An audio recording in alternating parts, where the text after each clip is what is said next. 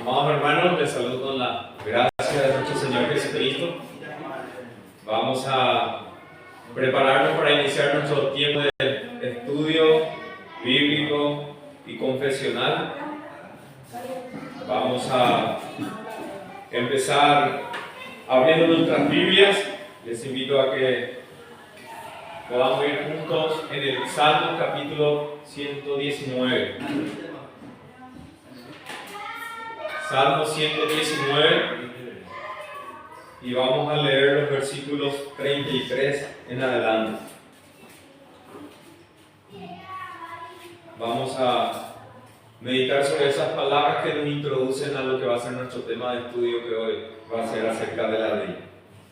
Dice así la palabra del Señor. Enséñame, oh Jehová, el camino de tus estatutos, y lo guardaré hasta el fin. Dame entendimiento, y guardaré tu ley, y la observaré de todo corazón. Guíame por la senda de tus mandamientos, porque en ella tengo mi complacencia. Inclina mi corazón a tus testimonios, y no a la avaricia. Aparta mis ojos para no ver la vanidad. Vivifícame en tu camino. Confirma tu dicho a tu siervo, que te teme. Quita de mí el oprobio que he tenido, porque tus juicios son buenos. He aquí, yo he deseado tus preceptos. Vivifícame en tu justicia. Claramente, hermanos, vemos acá el deseo y el sentir del salmista rogando al Señor y pidiendo: enséñame, dame entendimiento, guíame, porque dice claramente, para que pueda yo poner en práctica, para que yo pueda vivir. Y le dice claramente también su debilidad: inclina mi corazón a tu testimonio y no a la avaricia. Aparta mis ojos a no ver la vanidad, porque claramente está lo contrario a nosotros, lo contrario a la ley, de inclinarse a la avaricia, de que nuestros corazones va más hacia las vanidades. Entonces, ¿qué es lo que nos libra de la avaricia, de la vanidad y de todas esas cosas? Tener entendimiento de su ley y que Él pueda capacitarnos y darnos entendimiento. Por eso, hermanos, nuestro deseo y nuestro ánimo al momento de iniciar nuestro tiempo es que pueda el Señor capacitarnos en comprender cada día más su palabra. Por eso vamos a pedir al Señor que hoy nos ayude por medio de su Espíritu. Oremos.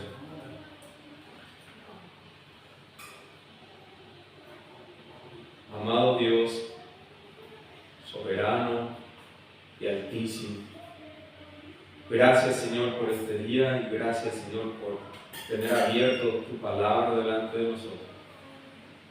Venimos delante de ti como lo que somos, débiles y necesitados. Como hemos leído y nos unimos al salmista, pidiéndote: enséñanos, danos entendimiento, para que podamos nosotros ser librados de lo que es tan propicio en nuestro corazón, a todo engaño, avaricia, a todos malos deseos. Y lo que nos hace refrenar es, Señor, entender tu voluntad y seguir tu camino. Te rogamos, oh Señor, abra nuestros ojos para maravillarnos más de ti, amarte y obedecerte. Te rogamos juntos en el nombre de Jesús. Amén. Amén. Amén, hermanos.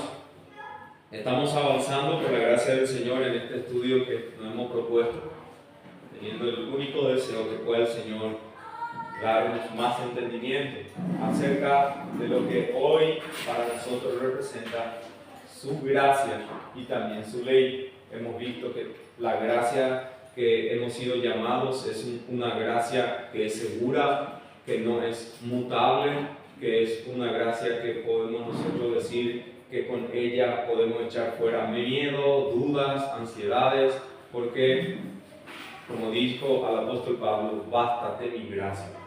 Y como dice el apóstol Pedro, que podamos nosotros esperar por completo en la gracia. O como le dijo a Timoteo, esfuérzate en la gracia. De manera que estamos nosotros bajo un nuevo pacto donde nuestros pecados ya son totalmente olvidados, que ya no hay condenación, de que estamos en paz con Dios y reconciliados como hijos, pero de la misma forma tenemos también que entender de qué se trata la vida cristiana, y una de ellas es de nosotros conformarnos más a su imagen, y una de ellas es justamente lo que Él nos ha dejado en medio de la ley.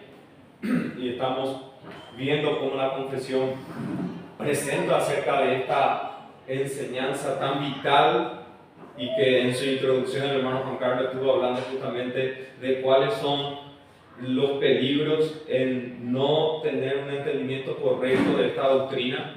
Una de ellas es el legalismo, una de ellas es también el antinomianismo.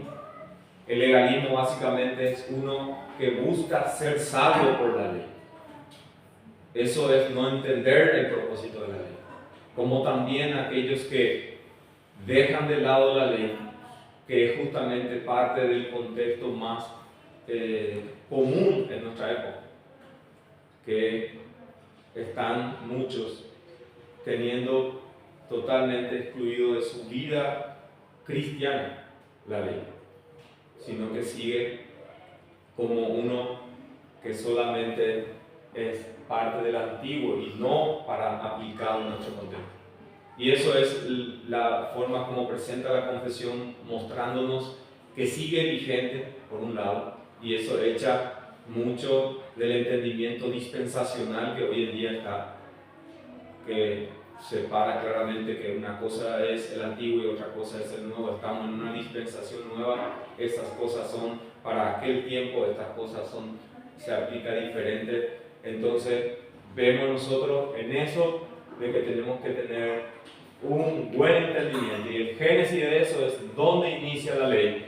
Está escrita en el corazón del hombre, dice el apóstol Pablo a los romanos. De la misma forma es importante entender de las cosas que sí sigue vigente y las cosas que no, y ahí es hacer la triple división de la ley: por un lado lo moral, por otro lado lo ceremonial y por otro lado lo civil. Y dentro de estas tres nosotros estuvimos examinando que lo que sigue vigente para nosotros ahora, estando en Cristo, en el nuevo pacto, es la ley moral. Y llegamos justamente a los párrafos más importantes. Esto es un calentamiento para llegar a este párrafo, y este párrafo es que va a hablar justamente cómo la ley moral, para quiénes. Y esto es lo que básicamente queremos responder. ¿Obliga a qué? ¿A quiénes obliga la ley moral? ¿Dónde está esa demanda?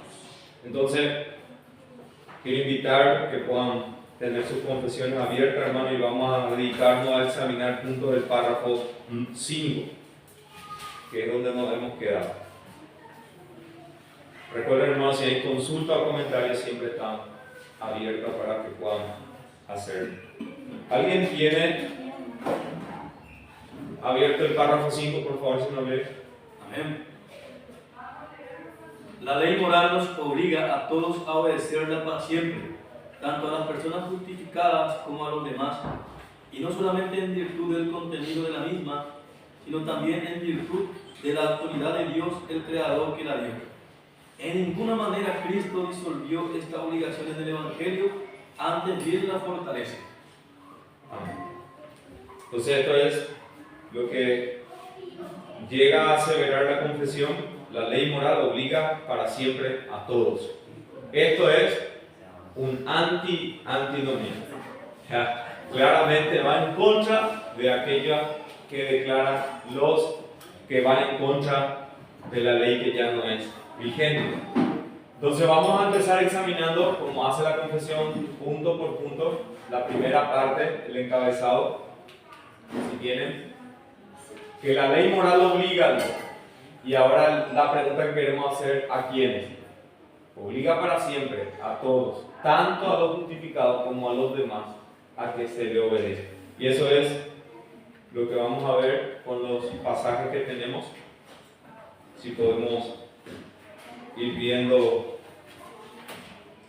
en nuestras Biblias, hermanos, si uno puede buscar Mateo 19 y otro Romanos 2.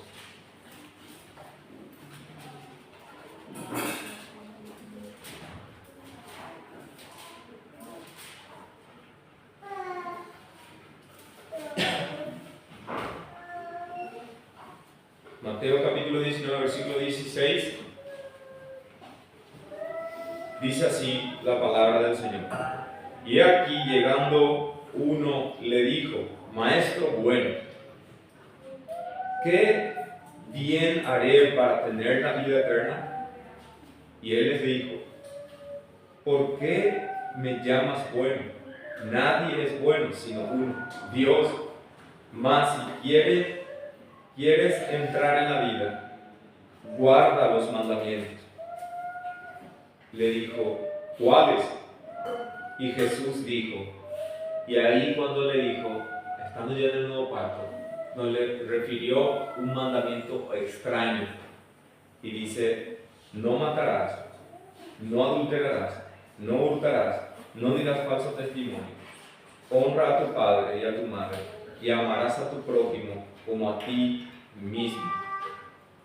Y el joven dijo: todo esto lo he guardado desde mi juventud, ¿qué más me falta? Entonces lo que vemos acá, que el Señor Jesucristo lo que le pone delante de él es otra vez la misma ley que en el Antiguo Testamento ha sido mandado, dado al pueblo, y ahora él otra vez en este tiempo está repitiendo.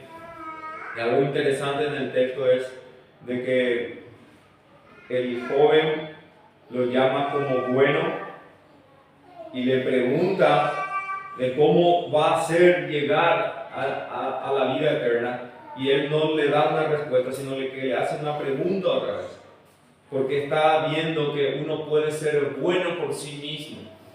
Y ahí es donde el Señor le dice de que ¿por qué me llamas bueno? Porque nadie puede ser sino uno.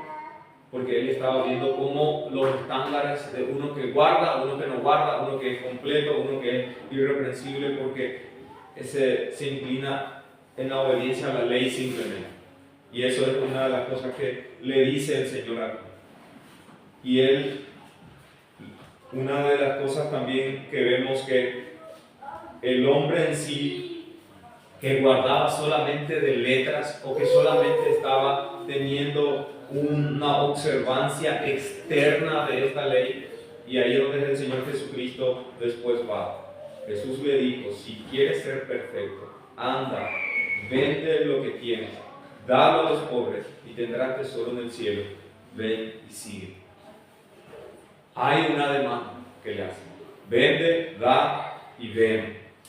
Y ahí es donde no puede llegar a los otros mandamientos, porque ciertamente los primeros de los mandamientos, que es hacia Dios, los primeros 4, como hemos visto. ¿Cuál era el primero? Si recordamos, el primer punto de la ley: no tendrás dioses ajenos delante de mí. no tendrás dioses ajenos. Y eso es justamente a donde apuntar. Y él su corazón estaba vendido, su corazón estaba totalmente dado a su fortuna, y su esperanza estaba ahí.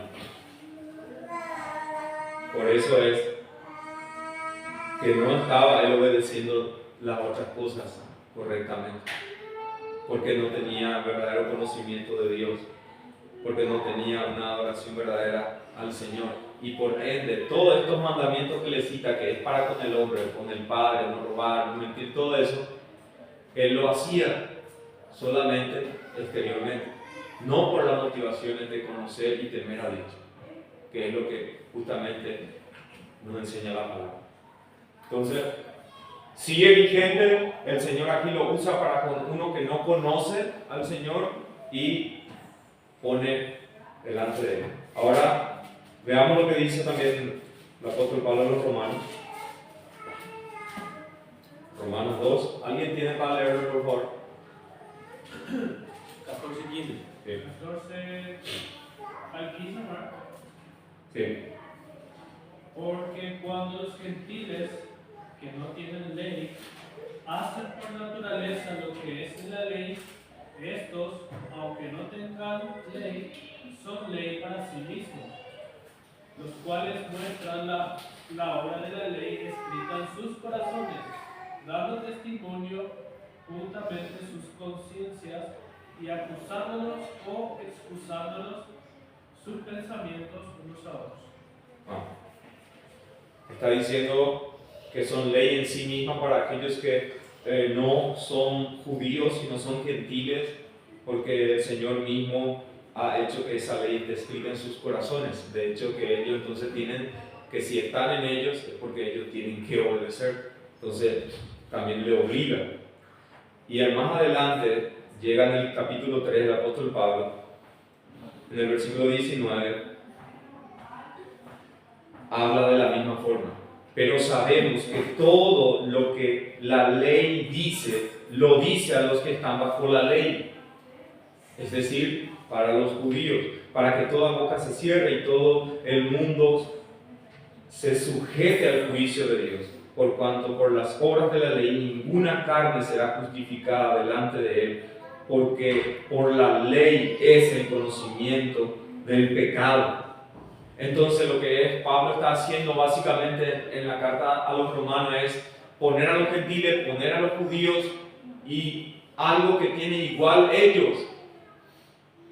¿Qué es? La desobediencia. Pero Pablo dice, no es que estos tienen ley y por eso son salvos y estos no tienen ley y por eso no son salvos. Ellos tienen en una forma escrita, estos tienen en una forma en sus corazones. Por eso es que los dos están acusados. Y dice después el versículo 21, pero ahora sin la ley se ha manifestado la justicia de Dios, testificada por la ley y por los profetas. La justicia de Dios por medio de la fe en Jesucristo para todos y sobre todos los que creen en Él, porque no hay diferencia. No hay diferencia. Todos pecaron y pecaron con la ley que Él ha dado. Por eso es que es tanto para los que son el pueblo y para los que no. Y avanzando en la misma carta a los romanos, llega en el capítulo 6, versículo 14. Si alguien tiene. Porque el pecado no tendrá dominio sobre vosotros, pues no estáis bajo la ley, sino bajo la gracia. Acá vemos que le dice a los que ya están en Cristo, ya son transformados, ya son justificados, dice en una forma que ya no están bajo la ley en el sentido de que tienen que observar para ser salvos, sino que bajo la gracia son libres, son quitadas de ese yugo donde estaban, del poder de la condenación que da la ley, pero no en un sentido de que como porque este es uno de los textos que suele usar los antinomiales, de que dicen, ahí está, ya no estamos bajo la ley, estamos bajo la gracia, estamos en una nueva dispensación. Es decir, de que la iglesia en el Nuevo Testamento es diferente que el Antiguo, que ya esto no continúa. Entonces, es muy importante ver el contexto que Pablo está usando la ley. Como fue en el inicio diciendo que tiene la ley escrita en sus corazones, también se le fue dada, y en este caso lo que está diciendo es que está libre en el sentido de la condenación que da la ley. ¿Por qué? Porque nosotros ya no estamos bajo esa ley en ese sentido, porque nuestro Señor Jesucristo vino de mujer y se puso bajo la ley por nosotros, para que podamos nosotros tener esa demanda de cumplimiento total para alcanzar la gracia y el favor del Señor, porque Él obedeció por nosotros. algo también que sigue avanzando en el capítulo 7, versículo 6, sigue hablando Pablo de la ley. ¿Alguien tiene Romanos 7, 6?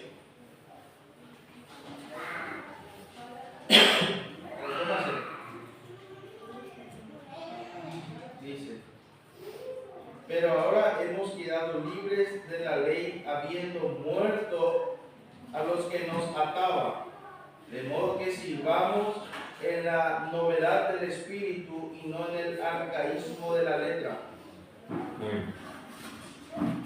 Gracias, hermano. Ahí vemos uno de los pasajes también que suele ser usado por aquellos que dicen: sí, ¿no ves? Ya no estamos bajo la ley, ya somos muertos a esta ley. ¿Ya somos muertos en qué sentido? Porque está diciendo en el sentido de seguir con las letras.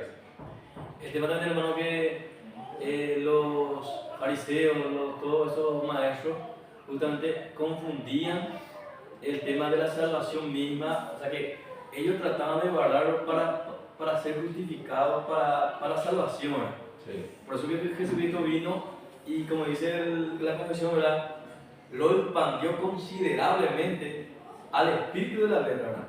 De tal manera que entiendan que por sí mismo no, esto es imposible para nosotros, llegando a ser un ayo que nos muestra nuestra incapacidad para salvarnos por esa letra de la ley, de tal manera que nos lleve a mirar a Cristo. Sí.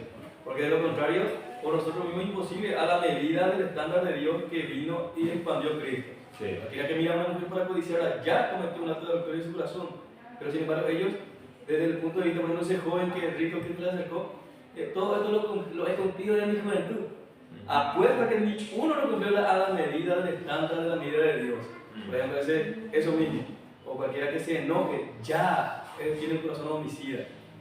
O sea que no entendía nomás correctamente, solamente entendía, acá, así como dice, acá, tipo a la letra nomás, no al espíritu de la letra. Sí. Entonces, ese es uno de los peligros, uno de los mal usos de la ley, que es el legalismo, que es querer ser justificado por medio de la ley, y es uno de los que claramente uno puede violar siguiendo esa interpretación. Ahora, lo que estamos nosotros viendo y examinando es contrario al antinomianismo, ¿verdad?, que es el anti-ley. Entonces Pablo, acá en Romanos, nosotros vemos algunos pasajes que se están usando: ve que ya está muerto, ve que ya no se tiene que más. Entonces vemos que se usan pasajes que están fuera de contexto, como por ejemplo ya no estamos bajo, usando como que entonces ya ahora lo que priva es la ley, es la gracia y no la ley. No, pero en el sentido de que ya no estamos bajo, en el sentido que nos tenía el maldito que nos hace o condenado que nos hace, sino que nosotros no estamos en ese sentido porque somos libres por Cristo. Ahora, ¿estamos en qué sentido? Y este pasaje es claro. Dice aquí: pero ahora estamos libres de la ley, habiendo muerto. ¿Y qué es lo que murió? La ley murió. Nosotros morimos. Nosotros fuimos los que morimos. En la cual estábamos sujetos, dice, en un tiempo pasado, estábamos sujetos en eso. De modo que sirvamos ahora a la novedad de vida, es decir, que mayor es ahora lo que tenemos, que es el Espíritu de nosotros, por la cual sí ahora podemos vivir, obedecer correctamente. Por eso es que lo que tenemos ahora es más que las letras. Tenemos el Espíritu mismo en nosotros, y por ella es que podemos nosotros seguir y obedecer los mandamientos del Señor. Y veamos lo que sigue argumentando el apóstol Pablo. Es hermoso como él, uno de los temas repetidos en toda su carta es ley. Ley, con quién está, cómo condena, cómo somos libres de eso, cómo continúa para la vida cristiana. Eso es uno de los que podemos nosotros rastrear con un GPS, ley para este pueblo, ley para... Y podemos también ver justicia de esa forma. Es hermoso, por eso algunos dicen que es toda una teología sistemática. Y es a eso que tenemos que profundizar. Ahora, Romanos capítulo 13 es donde ya va concluyendo y da una declaración sorprendente. ¿Alguien tiene Romanos 13, 8 y 10? Al 10.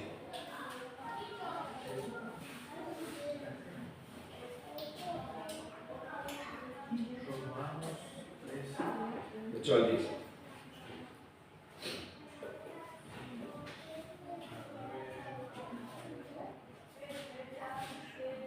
Dice así: no debáis a nadie nada, sino el amaros unos a otros, porque el que ama al otro ha cumplido la ley.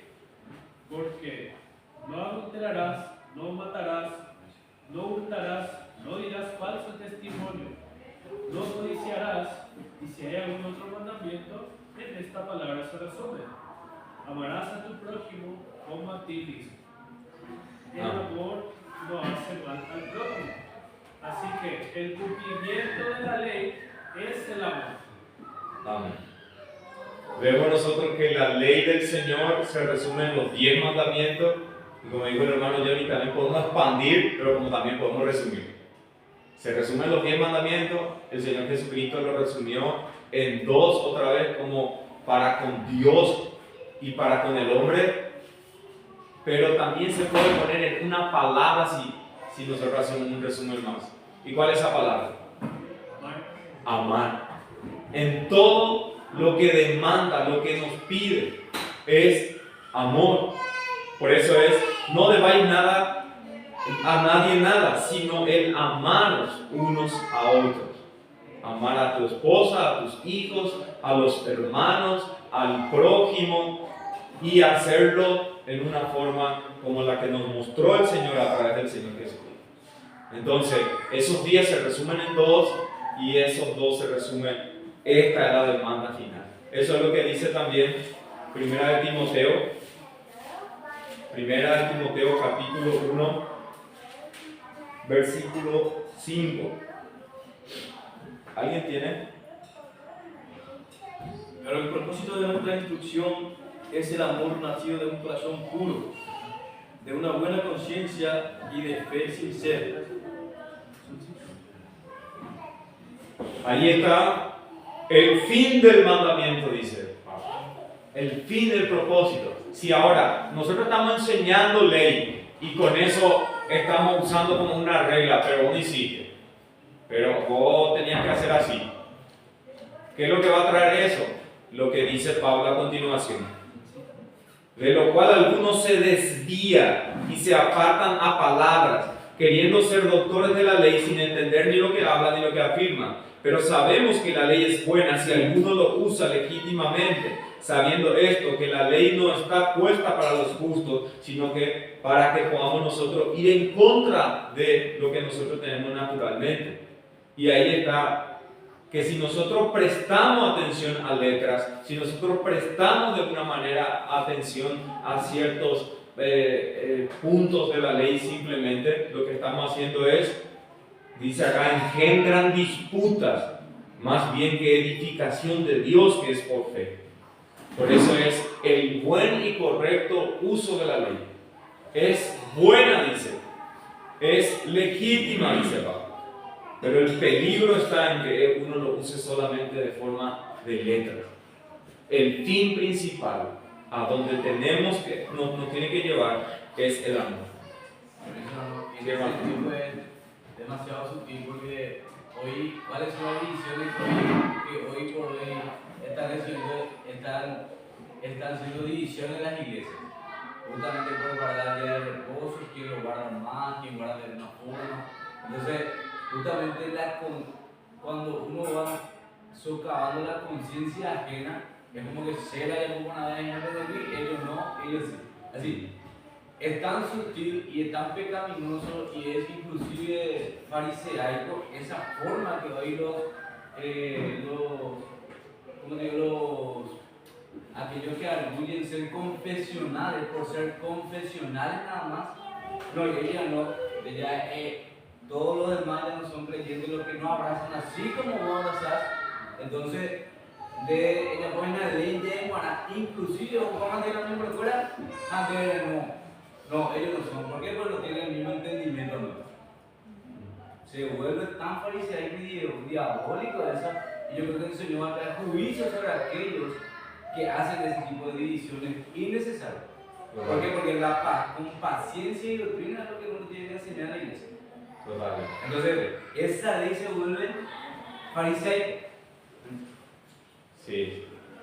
Y esos son los desbalances que uno puede tener dentro del mal uso de la ley.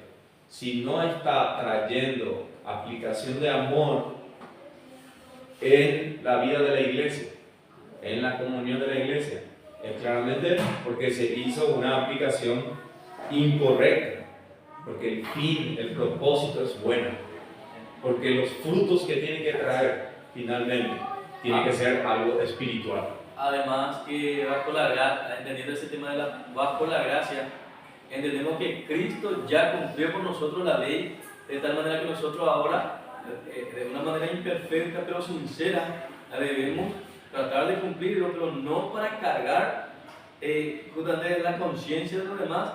Tipo, obviamente que tenemos que enseñarla. ¿Por qué? Porque no adulterarás, no robarás. Eso persiste aún entre los impíos, como dijimos ahora. Sí. No solamente nosotros, sino que también los impíos no pueden matar. Pero de la misma manera tenemos que elevarlos todos. Luego en la iglesia, yo creo que el hermano le quiso hacer ese tema de como ir como picos el día del Señor. Pero no adulterará o por nea o mañana otra cuñada ajena. ¿Qué pasa? Tipo, no hay así, la ley es totalmente así recto. Sí. Por eso porque te lleva para llevarte a Cristo. A mí muchas veces lo que pasa es que tanto el día del Señor o otros que no comáis algo así o como entender balance la ley. Pero sin embargo la ley entendemos que es algo recto y es el carácter de Dios mismo ahí presente. Por eso que Cristo únicamente y en Cristo es que nosotros cumplimos la ley a cabalidad, pero nosotros ahora es nuestro sistema de vivencia al espíritu de la ley. Es decir, que es el amor a sinceridad cumpliéndola. De una manera tal que debe generar unidad entre nosotros, ayudándonos uno al otro para que podamos crecer unánimemente en este camino. Fíjate, hermano, que cuando el apóstol Pablo reprendió justamente al apóstol Pedro y era de condenar eso. ¿Por qué? Porque justamente él con los judaizantes, él se comportaba de una manera más la genticulada, inclusive fue motivado a circuncidar a Timoteo, por ejemplo, por los judaizantes, porque quería que guarde de una forma estricta nuevamente esa ley que ya el Señor había, no estoy diciendo el espíritu de la ley que realmente nos regula, nos modela, nos santifica, que es glorioso, no a una forma impositorio para demostrar quién es más santo. Sí. Hermano. Y recordar lo que nuestro Señor Jesucristo en persona, por ejemplo, dijo: no hagáis vanas repeticiones. ¿A qué se refería? Si nosotros parece contradictorio, porque vamos a Moisés y estas cosas las repetirás, dice. Y luego Cristo dice: no hagáis vanas repeticiones. ¿Quién repetía a los judíos? El Shema. Ahora vemos que Cristo se preocupa mucho por el espíritu de la ley que el cumplimiento mero de la ley. Porque los judíos repetían, no tenían problema en repetir el mismísimo Shema. Ni siquiera una confesión o un credo, el Shema dado por Jehová. Que era ya la confesión en ese tiempo. Sí, pero digo que dado por Dios mismo. Aún eso se volvió en una mera repetición. Sí. Y vemos en Isaías: estoy harto de vuestras... y vemos cosas que fue dictado en Levítico. Estoy harto, dice el Señor. Ahora vemos por qué el Señor dijo eso. Porque ellos de una manera técnica, vamos a decirle, cumplían pero el espíritu del corazón estaba ausente de ellas. Y los judíos, o sea, los judíos de esa época tenían esa debilidad tanto como nosotros hoy podemos tener esa debilidad con otras cosas. Quizás no repetimos más el Shema, pero creemos que estamos guardando o cumpliendo algo repitiendo un credo. Pero el Espíritu acompaña eso. ¿Me explico? También somos propensos a caer en los mismos rudimentos. Y ahí la necesidad de velar y orar. Y exhortándoos, dice la palabra, uno a otro. Sí, amén, hermano. Y eso es una de las cosas justamente de lo que Pablo está hablando aquí, de lo que muchos al usar indebidamente la ley para los propósitos de que a través de ella uno llega a ser mejor, para que uno llegue a ser más reconocido, son todas motivaciones que finalmente son carnales. ¿Sí, hermano? Sí, estoy totalmente de acuerdo con todo lo que dicen. Y otra vez, a la vez también hay que saber ser equilibrados en la iglesia, porque tampoco podemos rebajarnos a lo que la cultura de hoy dice que es amor, sino que también hay que buscar la santidad en la iglesia, y para eso también está la ley, ¿verdad? Nos guía, el mayo. Y ahí, hermano, digo que difícil, pero el Señor otra vez que nos ayuda, nos va capacitando como iglesia para poder llevar a cabo esto, porque si no es muy difícil. Totalmente, sí. Se vuelve cargoso. Y el punto justamente por sobre todo lo que dice el versículo 5 acá del pasaje es muy claro. El fin del mandamiento es el amor, y el amor que fluye de dónde, o que salta de dónde, del corazón limpio y de buena conciencia. Es decir, que la conciencia de cada uno crece a medida que va estudiando más y escudriñando más. Por ejemplo, nosotros nuestra conciencia puede ser escribir algo en el baño. ¿Por qué tiene que ver eso? Pero ¿qué punto de la ley está ahí abrogando o está incumpliendo? Si vamos a la implicancia. ¿Qué punto? Si uno escribe en un lugar, ya sea lo que normalmente se suele hacer, en un baño, en el colectivo, eso es... Es un bien social que debemos cuidarlo desde ese punto de vista. No, ¿es un pecado o conforme a la ley que nosotros vemos o no? ¿Cómo? Escribir algo dentro del colectivo famoso que se suele poner, Jesús te ama, o poner por el baño. Si está expresa, o sea, si está prohibido, sí sería pecado. Sí, pero en cuanto mirando nosotros la ley, nosotros vemos eso como algo pecaminoso, ¿no? No. Desde el punto de vista de la ley, no en sí mismo, pero llevando al espíritu, por ejemplo, en cuanto al amor, amar a tu prójimo a ti mismo, porque yendo a ese punto, por ejemplo, puede ser el como potita ajena de marán de agraviate, general y por desde el punto de vista.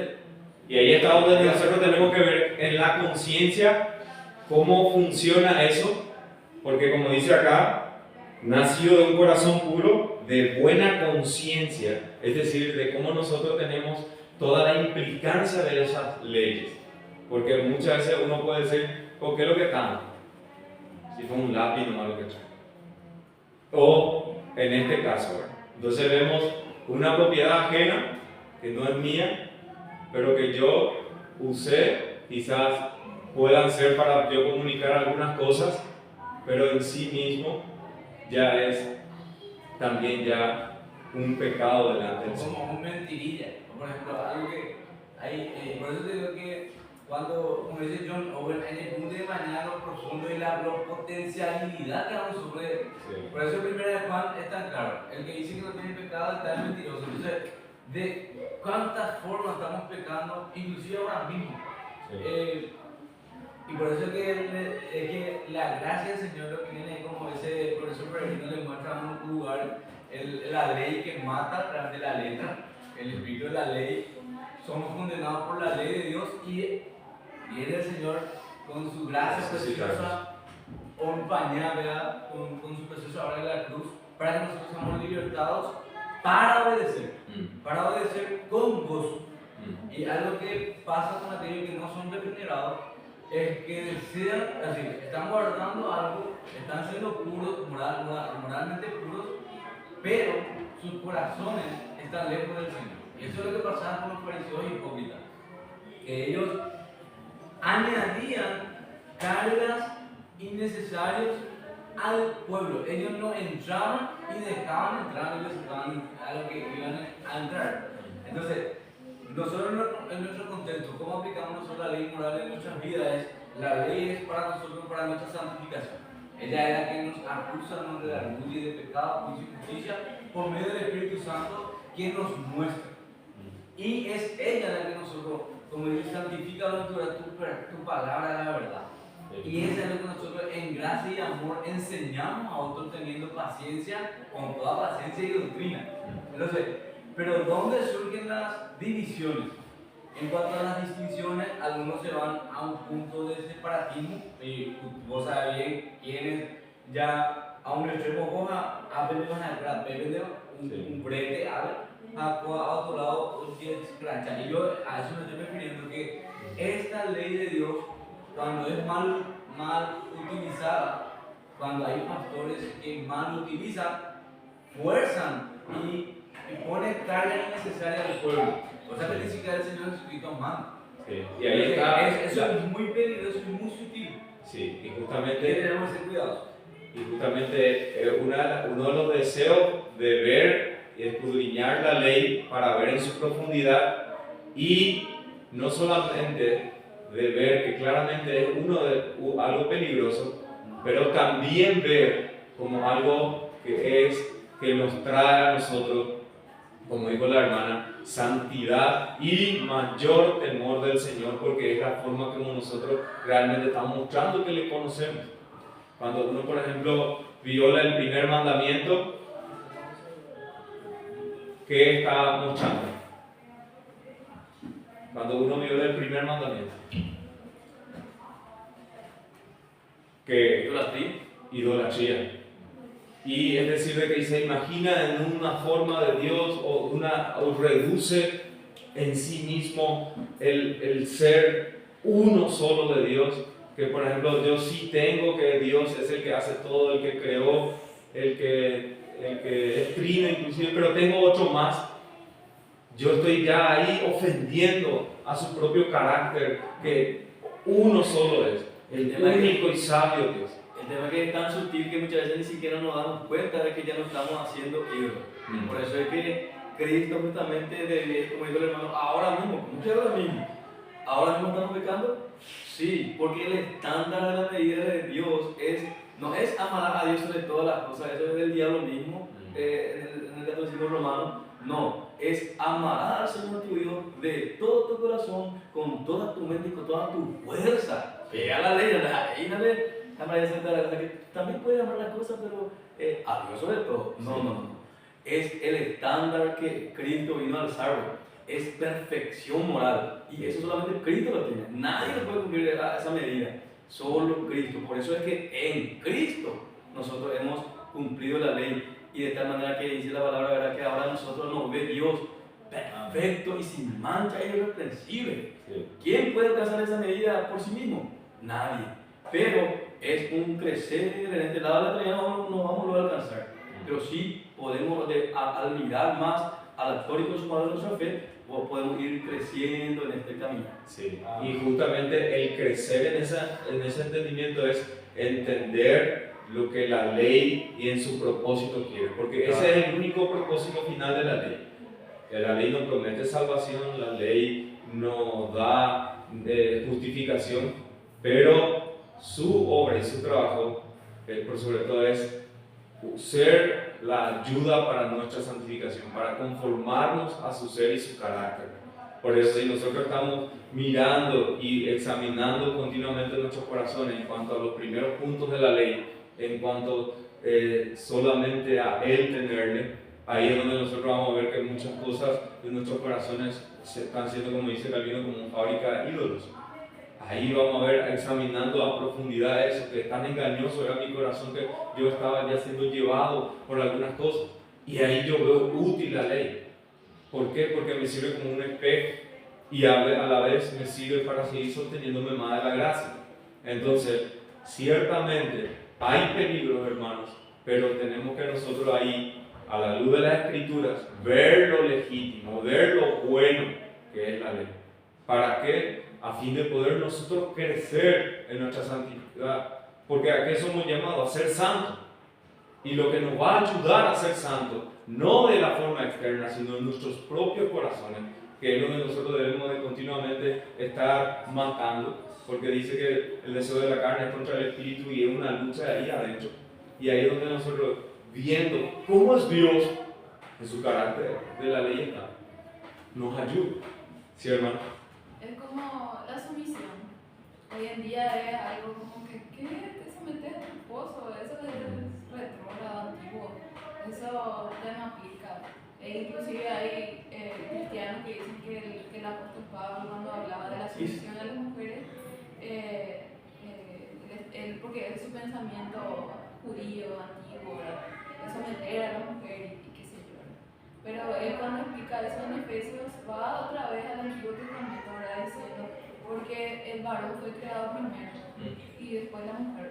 Entonces, él nos lleva al Antiguo Testamento validando, ¿verdad? Porque eso sigue vigente. O sea, no es que la ley ya no sirve o el Antiguo Testamento ya queda obsoleto ahora que tenemos el nuevo.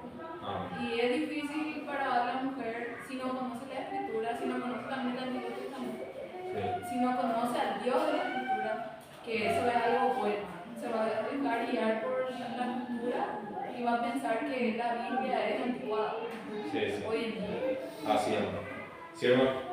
Lo otro también es que Antiguo y Nuevo Testamento es una distinción de la iglesia, de los concilios, pero cuando Cristo hablaba de cómo conocerle a Él, era escudriñar las Escrituras, porque en ellas aparece la vida eterna y ellas dan testimonio de mí.